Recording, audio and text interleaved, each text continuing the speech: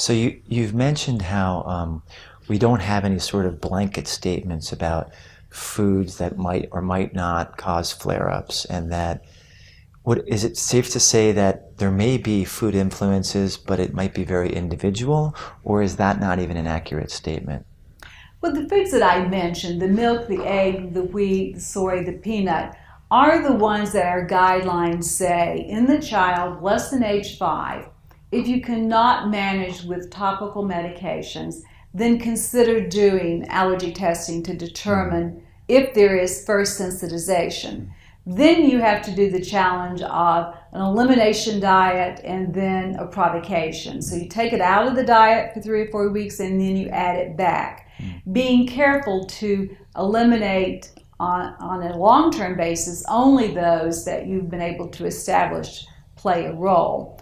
In the adult, it's usually not recommended that you do that at all, unless the adult says, I know for a fact that this causes a problem. Then I would say don't eat the food.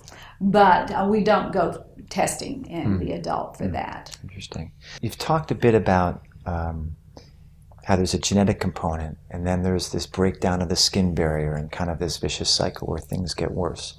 Are there other environmental factors that have been identified that can contribute to a child developing atopic dermatitis or things getting worse? You know, a lot of people are interested in these things these days about the effects of stress, the effects of food, diet, other things like that. Are there anything we can look people in the eye and say, yeah, this is actually very relevant here?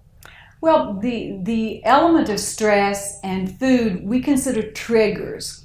I don't think we have any evidence that they are the cause of the innate development of atopic dermatitis. So once you have that abnormal skin based on genetics and barrier defects and allergies, then those can be factors that trigger an individual episode, and that indeed is the case.